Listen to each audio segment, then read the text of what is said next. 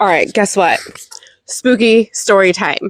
This involves my awesome friend in Florida, Lizzie. She has a podcast called Inspired Alchemy. I'm going to put the link to the podcast episode where she explains her side of this story that we had happen, right? So what's really cool is that some of the signs and synchronicities started before she even messaged me. Keep in mind, I'm in California, she's in Florida. One night she messages me. But before she messages me, I'm watching an old movie called The Bat, old Vincent Price movie, and Agnes Moorehead, the mom from Bewitched, is in the movie, right? And for some reason, I keep paying attention to her hat. And there was a name in the credits that also got my attention for some reason. Odd. So I'm watching this movie. I'm only 15 minutes in. Then all of a sudden, I get a text from my friend Lizzie. And she says, hey, about myself, I don't know what's going on. Are you free? Can I call you? Absolutely. She never sends texts like that. We text all the time. But for her to say, hey, can I call you? I'm not getting off my couch. I'm like, okay, yeah, what's up? She calls me. She goes, dude, I don't know what's going on, but there's been weird stuff happening in my house. That's normal, but this is a little different. You know how like when you feel someone next to you and you feel the heat of someone right by you? Yes. Oh, hi, cat. There's a cat behind me. They wanted to hear the story too. I love it. So she goes, I feel like the heat of someone next to me and a guy whispering and humming in my ear. Well, let's find out what it's about. She's like, I don't want to. I'm like, let's do it. He's obviously getting your attention for a reason. Let's find out why. So I actually, because I know that like we're going to figure something out. So I break out my note paper. I get my notepad. I start taking notes. I'm writing down stuff as she's telling me, right? And I'm like, well, okay, you say it's a guy. And as she starts talking, in my mind's eye, I see a guy wearing a hat. And I was like, I was just watching this movie and the hat kept getting my attention, but now I'm seeing a guy in a hat. She goes, crap, I know who you're talking about. My daughter collects old photos, and we have a photo of this guy that we got from 2 different places, 2 different times, and it's the same guy. I'll send you a picture when she gets home. She'll look for it. Cool. Okay, so I'm writing stuff down. Then I start thinking, I wonder if it's just more than coincidence, obviously, that you ended up with 2 photos of the same guy. I'm like, does he know someone related to you? Because I kept getting like the 1940s vibe. I actually wrote down 1942 and 1946. And obviously there's no way to verify, but I'm wondering if those are the 2 years from the 2 photos that I was picking up on. Then, we're talking and she's talking about pizza boxes, popovers, and I'm like, oh, like the little rolls and stuff. And then she's like, oh my gosh, they just mentioned popovers on the TV show that I'm listening to.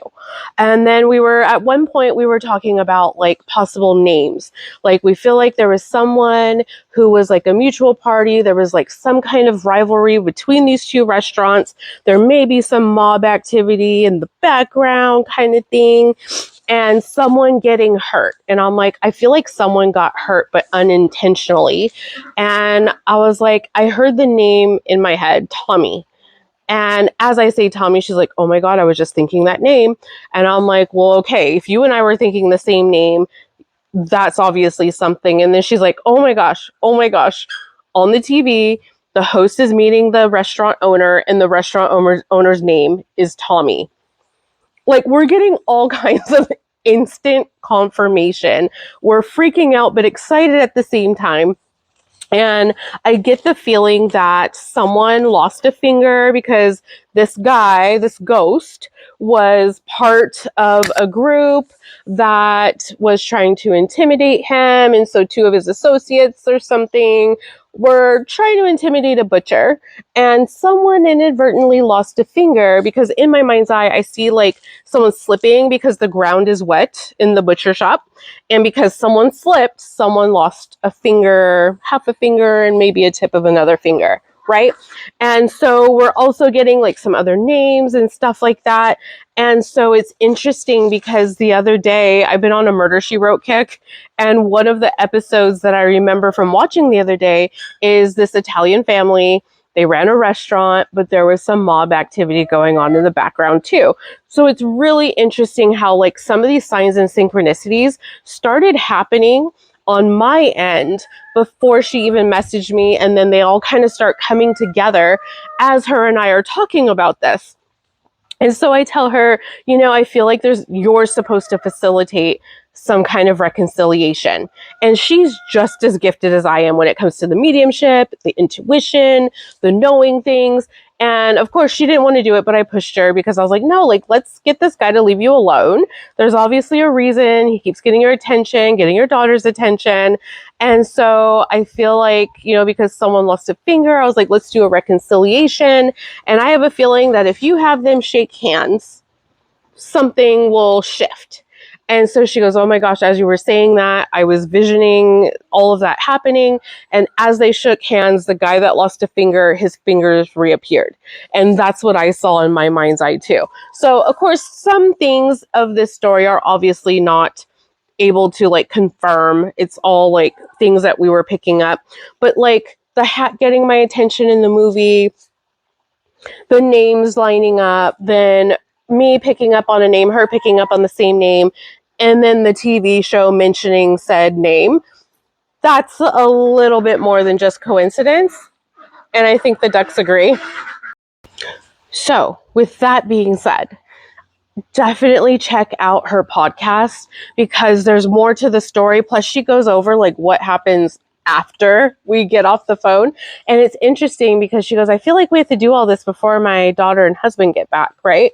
And like as her and I are finishing up that reconciliation, her daughter and husband walk through the door, and then she sends me the pictures of the guy. It's exactly who I saw in my mind's eye, and he's wearing a hat in both pictures. So definitely check out the Inspired Alchemy podcast. We also have a Facebook group and page. So if you're interested in that, there's links to that as well. I'll put those in the comments, but definitely check out Lizzie's episode where she explains her perspective of the story with the man in the hat and her calling me and me like just just the whole thing is mind-blowing to me. Like I couldn't not do a video about this. So definitely check it out.